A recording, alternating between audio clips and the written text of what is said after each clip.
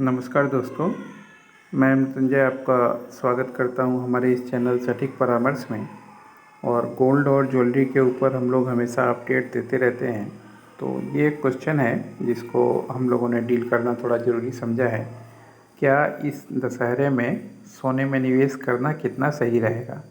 यानी अभी जो प्रेजेंट टाइम है उसमें अगर कोई गोल्ड में निवेश करता है तो उसके क्या चांसेस हैं और मार्केट की क्या संभावनाएं हैं, इसके ऊपर आज हम लोग बात करने वाले हैं। देखिए, संभावनाएं के आधार पे ही पूरा मार्केट चलता है और संभावनाओं में चीज़ें कम भी होती हैं और चीज़ें ज़्यादा भी होती हैं।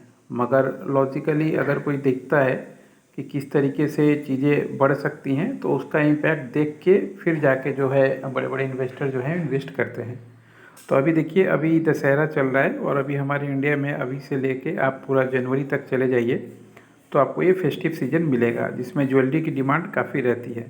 मगर सिर्फ ज्वेलरी का डिमांड ज़्यादा रहने से गहनों की कीमत बढ़ सकती है, मगर गोल्ड का प्राइस उतना ज़्यादा इफ़ेक्ट नहीं पड़ता। गोल्ड का प्राइस जब इफ़ेक्ट पड़ता है जब बड़े बड़े जो हाउसेस हैं वो जब गोल्ड की कीमतों में ख़रीदारी चालू करते हैं, या हेज फंड हैं या म्यूचुअल फंड हैं या मान लीजिए गवर्नमेंट हैं या बैंक्स हैं, जब ये बॉन्ड डील के थ्रू या मान लीजिए आपको ईटीएफ के थ्रू या फिज़िकल गोल्ड जब ख़रीदना चालू करते हैं तो फिर जाके मार्केट में इंक्रीज़ होता है। और दूसरा बड़ा कारण है कि जब मार्केट में क्राइसिस आता है या लोगों को डर लगता है बड़े बड़े फंड हाउस को कि शेयर मार्केट में अभी पैसा सेफ नहीं है, कुछ समय के लिए डाउन ट्रेंड जाएगा, तो फिर वो लोग गोल्ड में इन्वेस्टमेंट करते हैं जिसकी वजह से प्राइस जो है वो बढ़ता है। तो अभी जो सिचुएशन है वो काफ़ी ठीक है, क्योंकि देखिए, एक तरफ आपको रसिया और यूक्रेन का युद्ध मिलेगा, दूसरी तरफ आपको इसराइल और फ़िलिस्तीन का युद्ध मिलेगा और देखते देखते ये करीब 10 दिन से ज़्यादा ही हो गया। तो इसका असर भी अब मार्केट में दिखना चालू हो जाएगा। जहाँ तक हम लोगों का एनालिसिस है, हम लोगों का अनुमान है कि अभी जो भी प्राइस है आपका 58 बोलिए या 57 बोलिए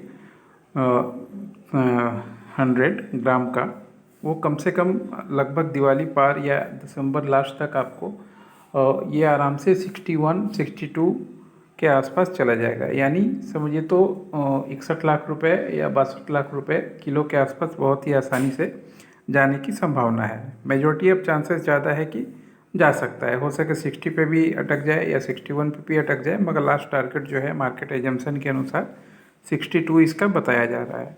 तो अभी कोई अगर मान लीजिए ज्वेलरी तो एज ए इन्वेस्टमेंट नहीं मानना चाहिए, क्योंकि उसमें आपका जीएसटी, फिर से मान लीजिए आपका वो मेकिंग चार्जेस, ये सब कटता है और ज्वेलरी कोई इतने शॉर्ट टर्म के लिए नहीं खरीद के बेचता है। तो वो उसको एज ए इन्वेस्टमेंट समझना उतना कोई ज़्यादा इशू नहीं है। अगर आप ईटीएफ में ले रहे हैं या मान लीजिए डिजिटल गोल्ड ले रहे हैं या फिज़िकल गोल्ड ऐसे बुलियन में ख़रीद के रख रहे हैं तो फिर आपको फ़ायदा हो सकता है। उस समय अगर आप उसको सेल आउट करते हैं तो आपको जो है उसका फ़ायदा मिलेगा और अच्छा खासा एक बेनिफिट और मुनाफा आपको मिल सकता है। अब बाकी आपके ऊपर है, आप भी अपना एनालिसिस कर लीजिएगा। जो टर्म्स हम लोगों ने बताया थोड़ा उसके आसपास आप सोच लीजिए कि आपको जो कहना है, हम लोगों का थिंकिंग जो है वो ठीक है कि नहीं है। फिर आप अपना एनालिसिस कीजिएगा। अपने अगर आपके कोई कंसल्टेंट हैं तो आप उन लोगों से अपना बात कर लीजिएगा, उसके बाद ही इन्वेस्टमेंट कीजिएगा, क्योंकि इन्वेस्टमेंट का चीज़ है, ये पर्सनल मैटर होता है। हमें ऐसा लगता है तो इसलिए हमने ऐसा बताया। ज़रूरी नहीं है कि हमें जो लगेगा वो आपको भी लगेगा। आपका व्यू पॉइंट जो है वो दूसरा हो सकता है और होता भी है। दोस्तों, अगर आप ज्वेलरी से रिलेटेड कोई भी काम करना चाहते हैं तो उसका पूरा लाइसेंस का काम हम लोग करवाते हैं।